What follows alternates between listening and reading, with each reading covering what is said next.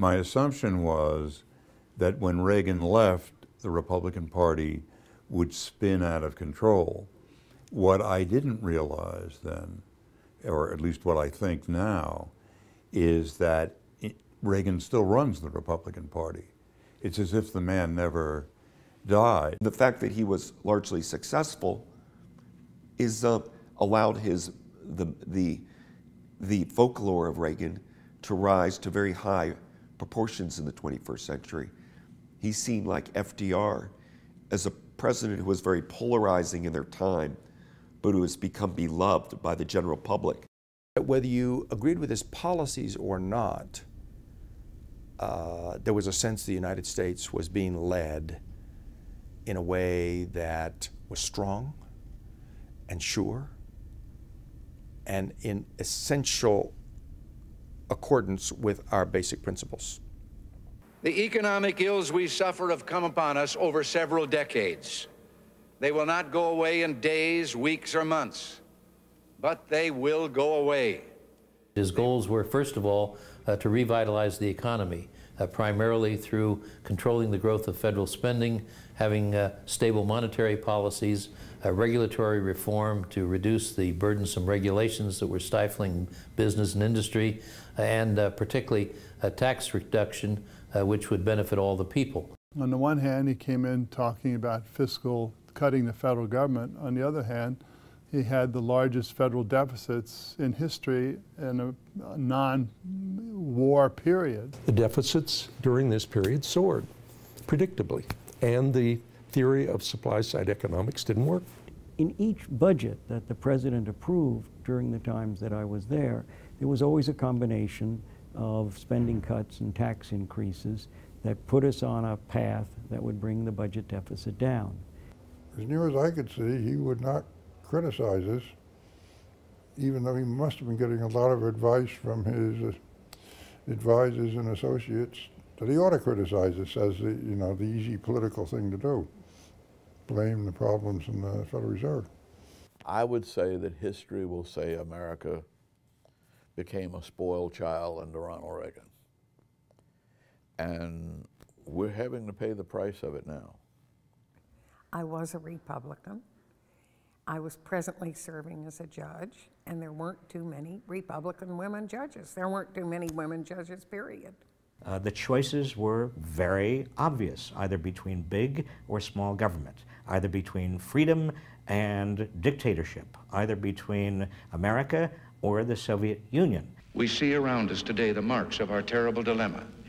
Predictions of doomsday, anti-nuclear demonstrations, an arms race in which the West must, for its own protection, be an unwilling participant.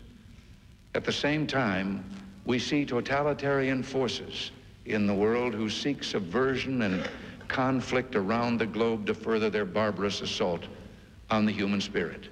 Ronald Reagan was both a Cold Warrior and a master diplomat. It's possible to be very, very tough-minded, to believe in peace through strength, as he put it, to believe in power, and to be a good diplomat. He fit very well into the stereotypes and cliches of Soviet propaganda. So, in a way, you could say you could hardly find a better enemy for the Soviet Union. We were so desperate to have some semblance of normal relations with the countries in our neighborhood that we blinded ourselves to how bad these regimes were. Evil empire at the time struck us all as a willfully outrageous way of describing the Soviet Union. In retrospect, yes, it was. It was pretty evil, and so was East Germany.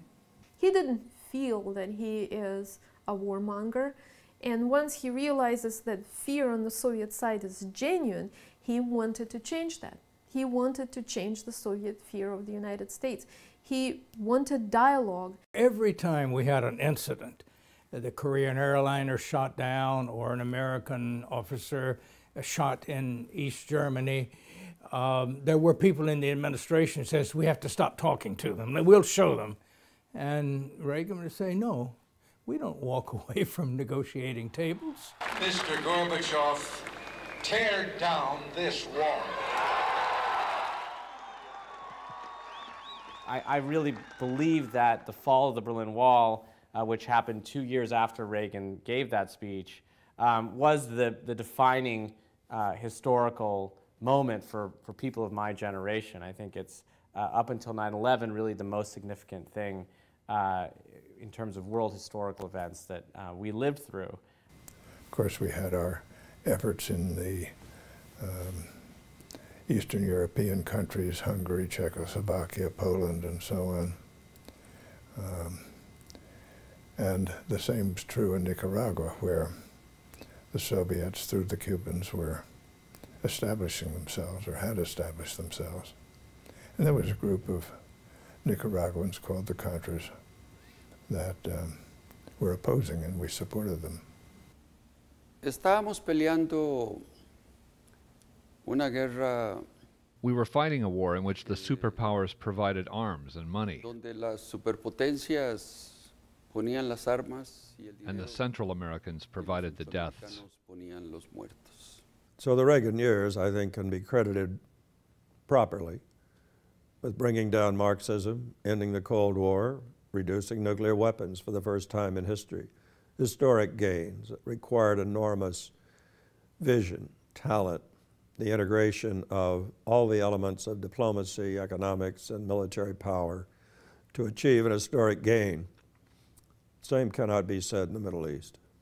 Much of the problems that we have till this day in the region were born out of policies that either were put into place during Reagan or were continued during the Reagan years. The motivation for Hezbollah's attack on the U.S. Embassy and then again on the Marine barracks was quite clear. They did not want to see the United States create a permanent presence in southern Lebanon. If you want to live a life of policy failures, by all means get involved in the Middle East, because it is a horribly frustrating environment. We think about the period of the Reagan years, the 1980s, as the final decade of the Cold War. That's what Reagan's identified with. But it's also the first decade of what is sometimes called the global war on terror.